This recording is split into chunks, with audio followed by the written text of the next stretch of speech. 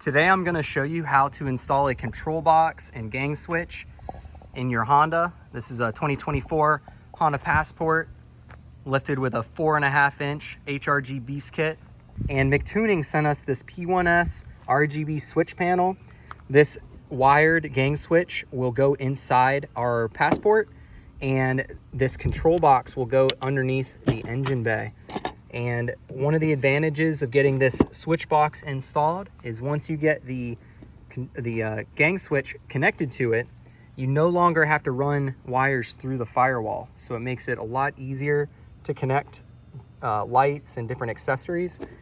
I went with the 6 gang switch because I am limited on space in the Passport. I'm trying to keep the interior clean and sleek. I'm trying to keep all of my modifications, like our antenna and our radio, and basically like everything we do, I want it to look really clean and really nice. Like you can see our control box for the radio there.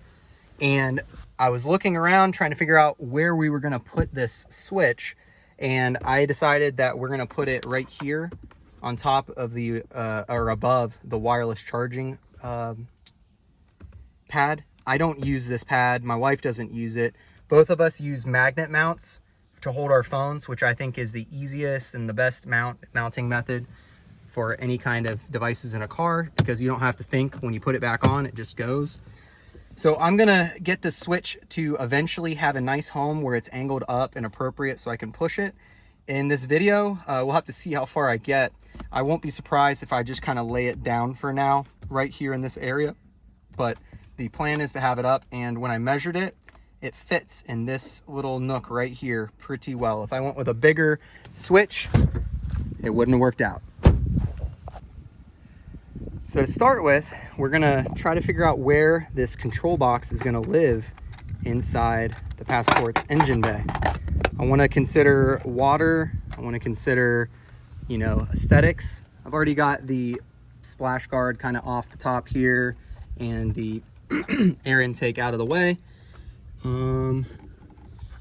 Taking a look here. I'm trying to see, is that a cover on the battery? But either way, there's only 2 places it could live. It could live on top of the airbox, but I don't really like that idea. And it seems like on top of this fuse box is gonna be the common sense location. The only problem is it's further from the battery. So I'm gonna have to get some good wiring to run it. For today, especially since we're just running some LEDs off of it, I might install a little bit lighter gauge wire than I would otherwise. You know, especially considering that, you know, they sent us a 60 amp breaker here. So, I mean, clearly running lighter gauge wire permanently would be kind of silly.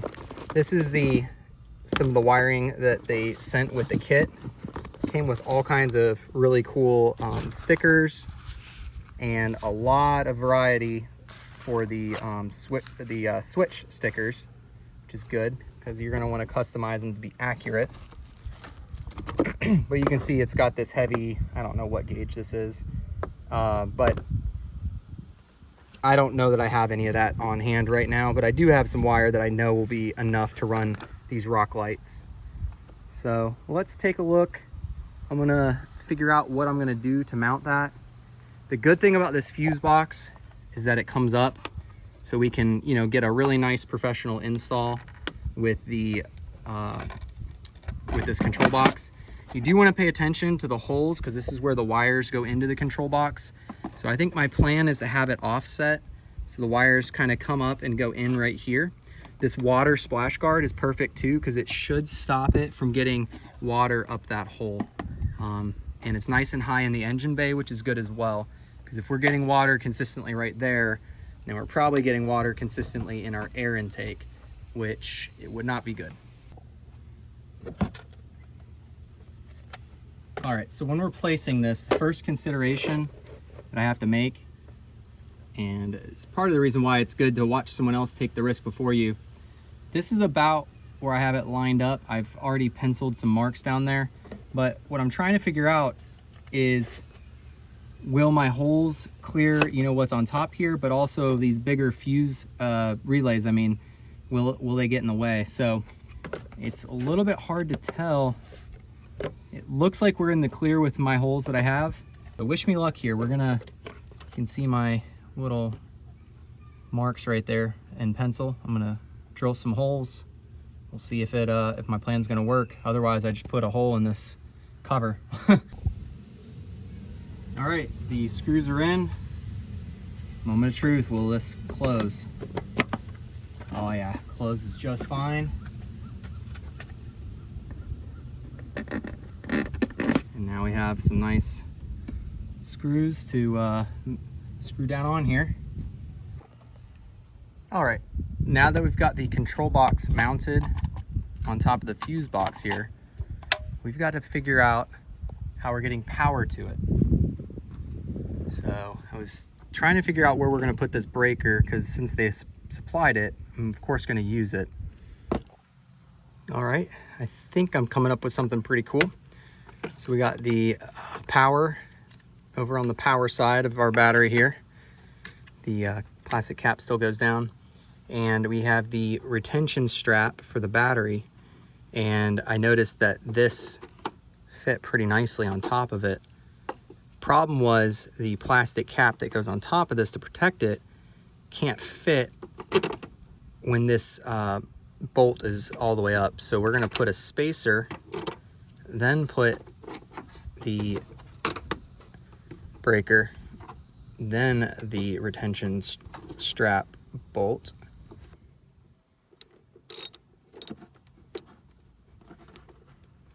All right, I think that does it. Let's see if the cap fits on.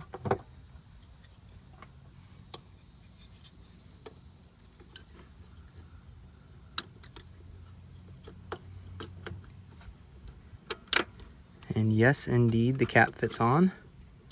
I'm not sure how that got tripped just putting the cap on. Let's oh, got it upside down. That's why. No.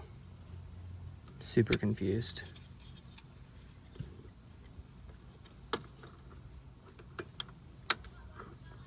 So yeah, we got to put it down carefully, but yeah, so you can see that the plastic cap fits.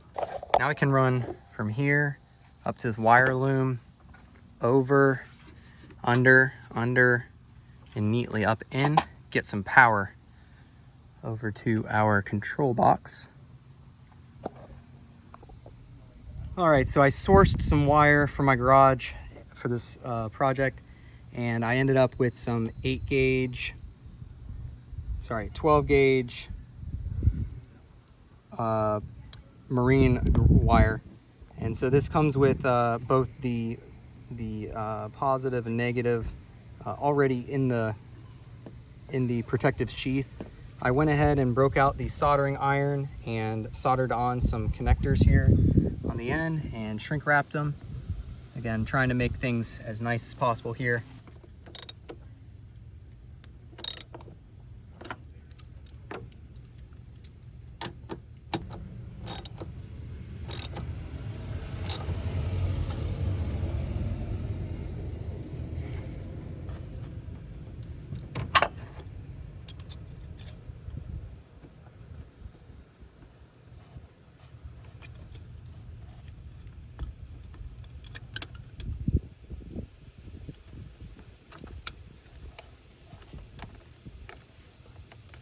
All right, just like that, we've got the wires run. All right, mission complete on the first part, which is getting power to the control box. So you can see we've got the power running up along this shelf right here, down, under, and then I've got it routed up here. Got the negative to the negative, positive to the positive, and let me show you, the fuse box is still usable. You can easily get into it. So now we're ready to segue into getting some stuff hooked up to control box here. You can see there's 10 amp, 15 amp, 15 amp, 20 amp, 20 amp, and 30 amp slots here. So pay attention to what type of accessory you have. Obviously, it's corresponding fuse per slot here. Oh, I'm not actually ready for the lights yet. We got to get another very important thing. We need to get the control, the gang switch to this control box. And that's going to be fun because we have to run it through the Firewall into the car. I've been running wires into here, so I'm planning on using this same strategy. Goes through the fender here, down and in. One of the cool things is I have a front camera that has been wired to turn on when the car turns on, and it's a Wi-Fi camera, and it is useful, but when it turns on, it throws out a wireless signal that does not have any kind of data paired with it. So if my phone auto connects to this sucker, I don't have data until I turn off my Wi-Fi. So I'm gonna hook this up to my control box, and we're gonna put it onto the gang switch, and then I can turn it on demand instead of just always on. So we've got the control, the gang switch wire plugged in, and I had to do kind of like a mock-up of the route that I was thinking about taking, because I was a little concerned that there might not be enough length. This right here is consuming a lot of extra length, but even with that, I can see that I'm gonna have plenty of length to get to where I need to. So now I'm gonna start fishing it along the same route. Here has the power, and then we'll get it to go down into this crevasse here, and from there we can actually fish it out. Where is it? Right up here. All right, so I've unplugged the control cable here, and I'm gonna fish it into the abyss here. And in my experience, if you just keep pushing it into this crack and then go around on the other side, you normally reach into here. And that is a wire. Oh, you can normally get it to fish right out. So just like that. Just be careful, these are sharp edges in here. So this is the camera wire that we're going to be pulling back out. I've already run it through once. What you do is you just take a coat hanger or any piece of metal, you tape the end of the wire to it, poke it through, figure out when you can feel it, and then you just kind of fish it through. Since I have a wire that's already through, what I'm going to do is use it to fish the end of this new cable through, especially since it has such a big old end. So I'm going to duct tape this to the end of wire. We're going to see if we can force it through this rubber right here, but I think we can. Got it through. After experiencing that, I'm thinking maybe fishing a piece of wire through without the big old fat end on it.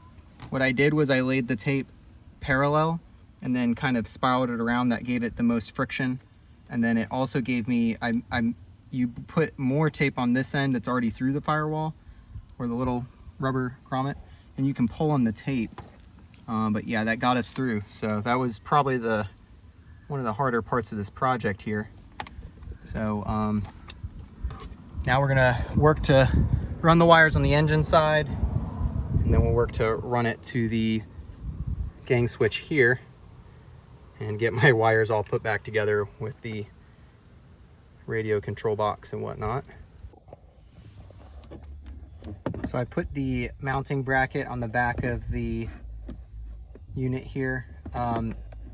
Somewhere in this area is definitely where I'm going to keep it. I'm thinking if I 3D print a custom mounting plate I could probably get it lifted up and slotted into right about there with a custom mounted plate underneath of it. In the meantime, you know, pretty much anywhere in here works for now. It just doesn't look as professional because it's not mounted. If you wanted to try to figure out a way to mount it upside down right here, that could work out pretty well. But I'm gonna leave it right here for now. And we'll make it a little bit more permanent here. It was pretty easy to get the wire run. They have a nice slit right here. It's perfect for running a wire. So that's pretty awesome that Honda did that. And then I just did one zip tie up in here. And so we got our cable running up and into the engine bay right through here. Time to get the remainder of the wires run. Got a little bit ahead of myself and went ahead and ran the camera wire. Took the same route as the rest of the wires here behind this channel, which looks good. And it had just enough wiring to make it right here to channel 6. And I soldered the ends of both those wires. You got to screw down and then screw up and then screw down. But the camera is now finally wired to where I can turn it on demand. So far this whole setup's looking really good. You can see the relay, the breaker over there gets hidden underneath the air intake, so you can barely even tell it's there. Still looks pretty factory under here. Just a few extra, or one extra wire here. So because we installed the MICTUNING control box, we actually get to simplify this a lot, because we have the pigtail that goes to each of the LED lights, and then we have this casing right here has 3 wires in it coming out of there. It splits it here into the power side and the control side. So I'm guessing it fuses both the yellow and the red cable together over here. But anyways, we get to cut it underneath this because we only need the 3 wires going straight into the control box. All right. Now I've decided I'm gonna use slot 1 and 2. 1 will be the white LED rock lights, and 2 will be for the amber.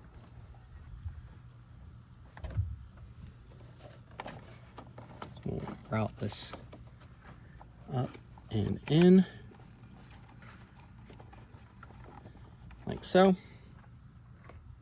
And this is where having the control box is so awesome. So because there's only 3 wires, I just need to make sure the ground gets into one of the grounds, and then each of the yellow and the red will each be in a positive. So I don't know which one's amber and which one's not, but we're gonna put both the red and the black into the first slot. I'm assuming that's gonna be white. It's my hunch. So you loosey-goosey to get the little thing to drop down that kind of clamps on these things. And then you stick it in and righty-tighty. Makes a little, we'll call it a feed gate clamp tighten. Let's see if we can get this. I made my wires a little short, but I kind of wanted them to barely fit here so that it looks nice and clean.